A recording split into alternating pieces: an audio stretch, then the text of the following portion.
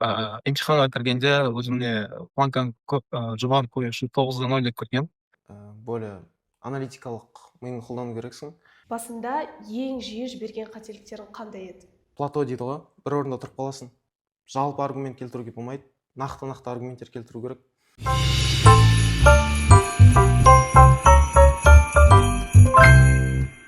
Барлықтарыңызға сәлем. Тенциос подкаст арнасына қош келдіңіздер. Бүгінгі эпизод өте ерекше. Біріншіден, себебі бұл сіздер үшін жаңа жыл қарсаңында дайындалған сыйлықтардың бірі. Ал екіншіден, бүгін біз IELTS емтиханынан 8-0 балл жинаған қонақпен кездестік. Ал енді бүгінгі қонағымызды қарсы алыңыздар. Бексұлтан. Сәлем. Уақытыңды бөліп келгенің үшін мың алғыс білдіреміз. Жалпы өзің туралы айта кетсең. Қазіргі таңда мен осы Астанадағы 24-ші орта мектепте оқып отырмын, Жүсіпбек Аймауытов атындағы. Және осы IELTS пен SAT-да негізінен университетке түсу үшін тапсырып жатырмын. Осы университеттен компьютер сайенс мамандығын оқып, болашақта осы Қазақстандағы және осы әлемдегі компьютер сайенс саласына, яғни компьютерлік инженерия саласына өзім үлесімді қосамын деп ойлаймын. Енді сенің overall бәл, яғни жалпы жинаған балың 8. Әрбір 4 секциядан сен қандай балл жинадың? Ең жоғары балым ридингтан болып, яғни мен 9 жинадым ридингтан. Listeningтан 8-5, ал writing and speakingтан 7 жинадым. Енді ең басынан бастайын. IELTS тапсыру туралы алғаш қашан және не үшін ойлады? IELTS тапсыру жайлы мен негізінен 5 сыныптан бері ойлап жатырмын. Яғни осы IELTS тапсыру ағылшын деңгейінің ең жоғары деңгейінің бірі деп есептеймін. Сол себептен 5 сыныптан бері өзімнің білімімді келесі сатыға шығару үшін осы IELTS тапсыруды ойлап келдім. Сен өзің дайындалдың ба, немесе репетитор және курстарға көңілмен жүрдің? Алғашында менің мектебімде ағылшыннан беретін мұғалім бар. Сол мұғалім екеуміз басында ағылшын деңгейімді интермедиаттан upper intermediate көтеру үшін түрлі кітаптарын дайындадық. Яғни олар дәл сол advanced English деген кітаптар, яғни грамматиканы көтеру үшін осы репетитор десем де болады, яғни осы мұғалімге дайындалдым. Және осы upper intermediate көтерілгеннен кейін IELTS материалдарын дайындап бастадым. Яғни интернеттен қарап, интернеттегі материалдар қолданып. IELTS-ке сен жалпы қанша уақыт дайындалдың? 6 айдың бері жатыр. Яғни осы 9 сыныптың соңы, 10 сыныптың ортасында. Сосын 6 айда 8-0-ге дейін. Ол жерде мен деңгейім сол кезімізде жақсы болып тұр. Яғни деңгей ағылшын деңгейінің жоғары болып тұрса, IELTS-тан жоғары балл алуына 8-0 балл алғаныңды білгенде сен қандай сезімде болдың? өте қатты қуандым. Яғни мен күтпедім 8-0, бірақ емтиханға кіргенде өзіме планканы көп жоғары қою үшін 9-дан 10 деп кіргенмін. Яғни соның әсерінен мен 7-ні өзіме пол десем болады, пол сияқты алып 8-0-ды күтпедім. Яғни қатты қуандым емтиханның нәтижесіне. Біз негізі емтиханның әрбір бөлігін, яғни әр секциясын жеке-жеке талқылайтын боламыз. Менің ең сүйікті бөлімім listeningтен бастайын. Көп адам үшін listening секциясы жеңіл болып көрінеді. Сен үшін бұл секция жеңіл болды ма, әлде керісінше саған қиындық туғызды ма? Шынымды айтсам, маған listening қиындық бойынша ең оңай болды деп айта алмаймын. Бірақ listeningтің балын көтеру, яғни нәтижесін көтеру ең оңай деп есептеймін. Себебі бұл жақта практика және өзіңе қызықты темаларда белгілі бір видеолар немесе подкасттар көретін болсаң, деңгейің 1-2 айда жақсы нәтижеге жетеді. Яғни listening ол көтеруге ең оңай, бірақ қалай айтсам болады, предрассудкаларын шығарып адам тыңдау қабілетіне байланысты. Сол listening бөлімінде адамдар жиі қандай қателіктер жібереді деп ойлайсыз? Айтып кеткенде ол жеткіліксіз практика. Адамдар тек қана сол IELTS емтиханына байланысты, яғни өздерін қинап, сол IELTS-тан практикасы жасай береді, яғни өздерін ағылшынмен қоршаудың алдына тек қана сол IELTS-қа фокус қойып. Ал менің ойымша ол дұрыс емес, яғни адам өзін ең алдымен ағылшынша қоршау керек, және содан кейін барып өзінің прогрессін өлшеу үшін осы IELTS практис тесттен ол. Енді рейтинг бөліміне көшейік. Мәтінді оқи бастағанда бірінші кезекте нені қарайсың? Күн сөздерді ме, құрылымды, әлде логиканы? Мәтінді ең алғаш оқып бастағанда, яғни жаңағы айтқандай keywordс деп бастаймын, яғни тірек сөздер. Осы тірек сөздер алдында шатастырмауға мүмкіндік береді. Яғни сен keywordстарды білетін болсаң, мәтіннің жалпы мағынасын білесің, ал жалпы мағынасын білетін болсаң, кез келген сұрақ типіне жауап бере аласың. Мысалы, мәтін, мысалы, балықтар туралы болатын болса, ол жақта сен балықтар туралы білу үшін сен keywordс іздейсің, ал сол жауаптар сені шатастырмау үшін осы keywordстарға мән беру керексің. Keyword ең маңызды. Үш мәтінге сен берілген 60 минутты, яғни 1 сағатыңды қалай бөлдің? Ридингтан дайындалып бастаған кезде, яғни менде 60 минут жетпейтін уақыт. Мен 80 минут, 100 минутқа шығып кететін. Бірақ, яғни артикльдарды оқу арқылы осы уақытты қысқартып, соңында бірінші екі мәтінге мысалы 10 немесе 5 минуттан уақытып, соңғы үшінші мәтін, яғни ең қиын мәтінге ең көбі 15 минут, 20 минут қосып, яғни соңында 10 минут уақыт қалған кезде қайта тексеріп шығуға уақыт қалдыратындай қалдыруға тырысатынмын.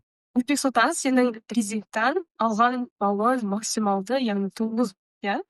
Енді сол жайлы резинг секциясына қандай лайфхактармен бөлісер? Мен ойымша, ридинг секциясына ондай қатты лайфхак немесе хакерсі керек емес сөйлем. Яғни бұл жерде ең бастысы күніне как минимум 1-2 артикль, яғни ағылшын тілі артикльдер оқып, өзіңнің reading comprehension, яғни өзіңнің түсіну деңгейін көтеру. Яғни осының нәтижесінде кез келген адам, мен ойымша, readingді көтере алады. Енді спикинг бөліміне өтсек, бұл бөлімді сәл өзгеше форматта өткіземіз. Енді Бексұлтан, сен мені IELTS экзаменатор ретінде елестетіп көр. Мен саған Кембридж кітаптарынан алған спикинг сұрағын қойсам, және сен оған A2 және C1 деңгейіндегі жауап беріп көр. Is your city or region is a good place for other people to visit on holiday? Why or why not? A2 student would answer something like that, like, yes, my city is good and many people visit and I like it there. And the example of C1 student is something like that. Yes, my city has a lot of accommodations, such as like shopping malls, a lot of beautiful streets, and that would attract many tourists to my town. And as a result of those accommodations, many people visit my town, and my town is also known as the center or the capital of my country. So these two things are the main reasons of my city being popular among tourists. Тамаша. Ал енді ең қиын бөлімге, яғни writing-ге өтейік. Жалпы IELTS экзаменінде writing секциясы 2 бөлімге бөлінеді. Бірінші және екінші. Сен сол 2 бөлімді қалай жаттықтырдың?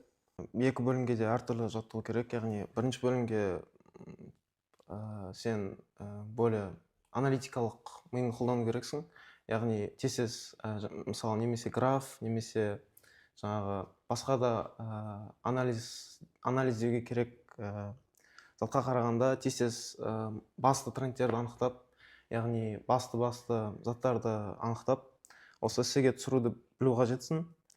Яғни бұл жерде тез әрі аналитикалық ойлау қажет, ал екінші партқа көбінесе менің ойымша структураға бәрін салуға үйрену керексің. Яғни белгілі бір структура бар, яғни introduction, main body part 1, main body part 2 and conclusion. So like осы жақта introduction ол ең оңай деп ойлаймын. Ал осы main body 1, main body 2-ға негізінен эссенің типіне қарай нақты аргументтер келтіру керексің. Бірақ бұл жерде қалай айтсам болады, жалпы аргумент келтіруге болмайды, нақты аргументтер келтіру керек. Мысалға, қалай айтсам болады, мысалы government туралы тақырып келетін болса, сен governmentті яғни өзіңе ғана қатысты емес, белгілі бір мысалы елдегі адамға қатысты қылып байланыстыру қажетсің. Сол кезде ғана сенің аргументің жақсы әрі нақты болады. Ал conclusionда ойыңның бәрін жинақтап, осы структурада не қолдандың, не жаздың бәрін қолдану арқылы ойымды жақсы тамамдауды білу керексің. Және бір тип ол соңында болашаққа бір зат жазып кету, мысалы I believe деген сияқты, in the future, сондай структурамен. Сол осы екі партқа осылай дайындалса адам жақсы болады деп ойлаймын. Тамаша кеңес. Енді басында ең жиі жіберген қателіктерің қандай еді? Басында ең жиі жіберген қателік ол менің ойымша өзіңе сенбеу. Яғни белгілі бір кезеңде адамда IELTS-қа дайындық кезінде, кез келген экзаменге дайындалған кезде плато дейді ғой, бір орында тұрып қаласың. Яғни менде ол 2 аптадай болды reading пен listeningтан. Мен 2 аптаға 6-та 5-7 деңгейінде қалып қалдым. Яғни осы жерде мен IELTS-қа дайындалғым келмей, IELTS-қа дайындықты сыртсап, өз заттарым, өз істерімді істеп, IELTS-қа мән бермей жүрдім. Бірақ осы 2 апта өткеннен кейін тағы бір көрейін деп көргенде балым кішкене болсын, яғни кішкене болсын көтерілгенін байқадым. Яғни осы жерде түсіндім, осы платода өтудің, егер мен сол 2 апта бойы жай жатпаудың орнына осы IELTS-қа дайындалатын болсам, мен одан да көбірек деңгейге жетуші едім. Яғни осы плато кезінде өзіңе сену, берілмеу және ары қарай IELTS-қа дайындығыңды немесе кез келген экзаменға дайындығыңды жалғастыра беру деп ойлаймын. Енді экзамен кезінде көптеген адамдар қобалжудың кесірінен writing секциясында өздерінің идеяларын таба алмай жүреді. Саған эссе жазу кезінде идеяны тез табуға не көмектесті? Бұл жерде менің ойымша жаңа нәрсе ойлап табудың қажеті жоқ. Ең эффективті әрі ең маңызды заттардың бірі ол жай қағаз бен ручка, қалам. Яғни өзіңнің жаңа структураға сай, мысалы қағазға интро, main body one қысқарт жазып, әр партта не жазатыныңды көрсету керек. Яғни өзіңе кішкене mind map дейді ғой, өзіңе көрсету керек, яғни не жазатынды. Ал хаос болатын болса, яғни осындай ешқандай идеясыз, жай ғана өзіңнің креативті мышление дейді ғой, ойыңды көрсететін болсам, бұл жерде өте төмен балл алуға ықтималдығы көп болады. Яғни IELTS-тағы ең басты нәрсе ол хаос емес, яғни структура қажет. Және осы қағаз бен қаламды қолдану арқылы өзіңнің идеяларыңды нақты әрі дәлелді жеткізе аласың. Сен үшін writing-ке дайындалудың ең тиімді жолы қандай? Менің ойымша writing-ке дайындалудың ең тиімді жолы ол ең басынан яғни writing-тың part 1 бөлігіне дайындалу, яғни бірінші бөлігіне дайындалу. Осы бірінші бөлігіне дайындалу арқылы адам яғни анализдік, яғни қысқа уақытта тез ойлануды үйренеді. Яғни осы нәтижесінде ол, мысалы, екінші партқа келгенде ол тезірек ойланып, өзінің қалаған баллын алады. Осылайша біз IELTS емтиханының барлық 4 бөлімін қарастырдық. Енді көпшілікті қызықтыратын емтихан күніне өтейік. Стресс сенің нәтижеңе әсер етті деп ойлайсың ба? Менің ойымша әсер етті, бірақ барлық адамдар ойлағандай емес. Менің ойымша стресстің әсерінен менің нәтижем әдеттегіден жоғарырақ болды деп ойлаймын. Себебі менде стресстің пикі дейді ғой, ол ридингта болып кетті, яғни ертерек. Ең басында бірінші партта listening болғаннан кейін ридинг кезінде, яғни менің ойымша мен өте қатты стрессовать еттім, стресс деңгейі өте көп болды, және соның нәтижесінде мен информацияны тез әрі нақты табуға тырыстым, және соңында яғни стрессім жойылып кетті десе де болады. Ал осы стресс менің ридинг нәтижемді әдеттегіден көтерді деп ойлаймын. Бірақ стресске қарсы бір лайфхак дейді ғой, ол тесттен бір күн бұрын магний ішіп алу, яғни магнийдің кішкентай таблеткалар болады. Сол магнийді ішіп алсаң, келесі күні өзіңді жақсы сезінесің деп ойлаймын. Керемет, бұны көбісі білмеді деп ойлаймын. Енді көп адам емтихан алдында барынша көп жаттығу керек дейді. Сенің бұл туралы ойың қандай? Мен бұған түбегейлі қарсымын, себебі мен тесттен бір апта бұрын адам толығымен демалу қажет деп ойлаймын. Өзімен өзі, яғни мүмкіндік болса табиғатқа шығып, мүмкіндік болса өзінің сүйікті ісімен айналысып, өзінің жақындарының арасында болып, яғни көңіл көтеру қажет. Қысқаша айтқанда, бір апта дайындықтан ештеңе өзгермейді деп ойлаймын. ол дайындалатын адам ертерек дайындалу қажет. Енді қазіргі таңда көптеген репетиторлар Кембридж кітаптарымен дайындалуға кеңес береді. Сол Кембридж кітаптарындағы тесттер шынайы емтихандағы сұрақтарға қарағанда қиынырақ болды ма? Менің ойымша тест шын экзаменда ридинг, яғни ридинг пен листинг сұрақтар оңайырақ болды, ал бірақ спикинг пен райтинг сұрақтары әлдеқайда қиынырақ болды деп ойлаймын.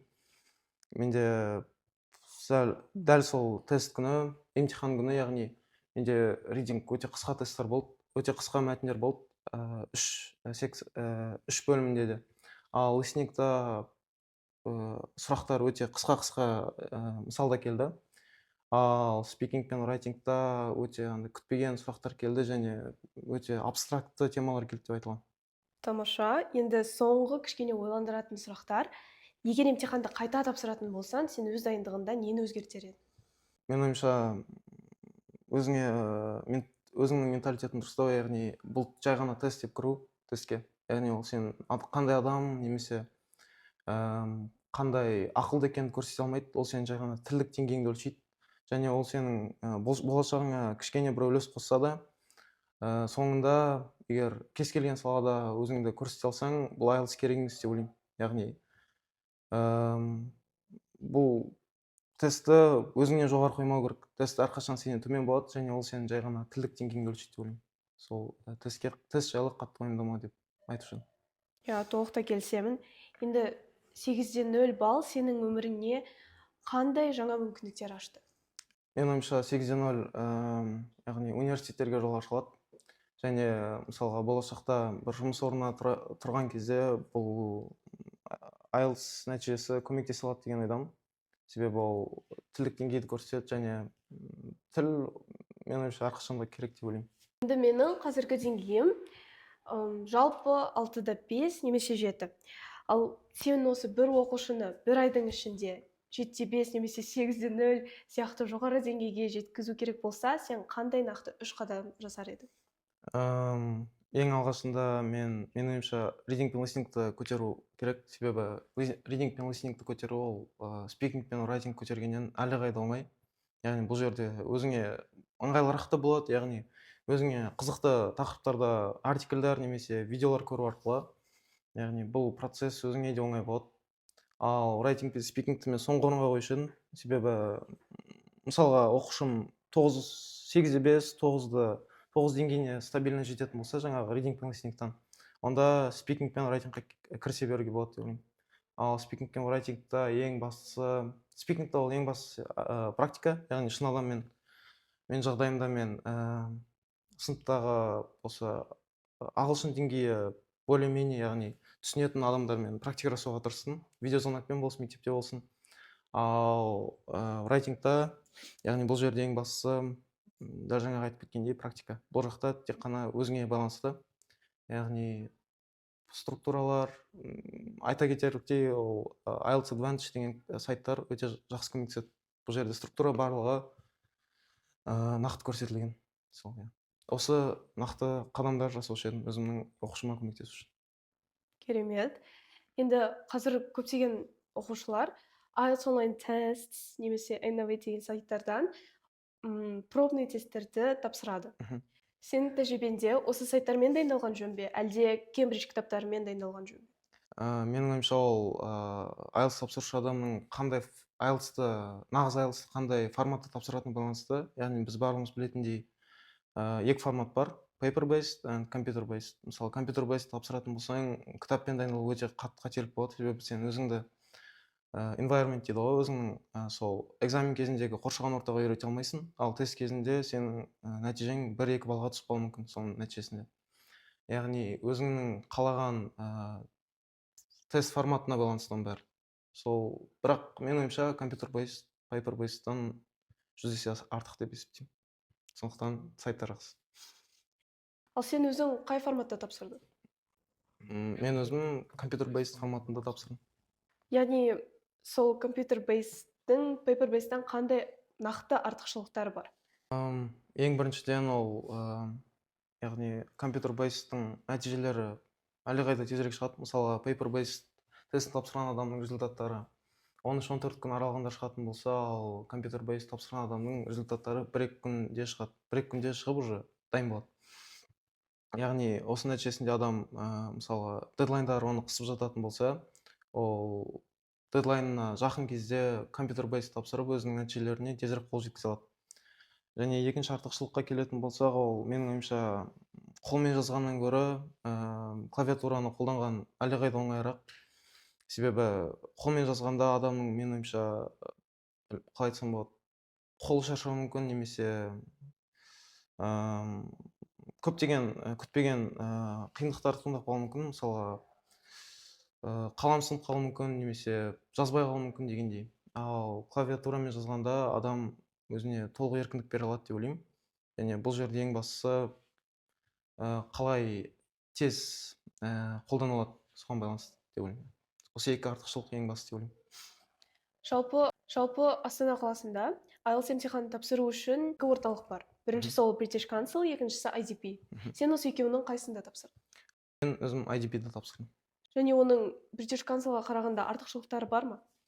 Менің ойымша IDP-дағы атмосфера бөлек болады. Себебі British Council'да менің естуімше IDP-мен салыстырғанда қаталырақтар болады. Бірақ интернетке сүйенетін болсақ, бұл жерде қатты айырмашылық жоқ. IDP мен British Council, себебі екеуі де Кембриджге, яғни IELTS емтиханын шығарушыларға тиесілі.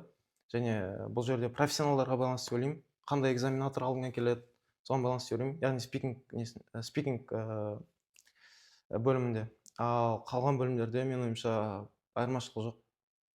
Және маған IDP-дің яғни іші ұнады. Жақсы. Бексұлтан, бүгін уақытыңды бөліп келгенің үшін, пайдалы кеңестермен бөліскенің үшін көп рахмет. Бізбен бірге болғандарыңыз үшін алғыс білдіреміз.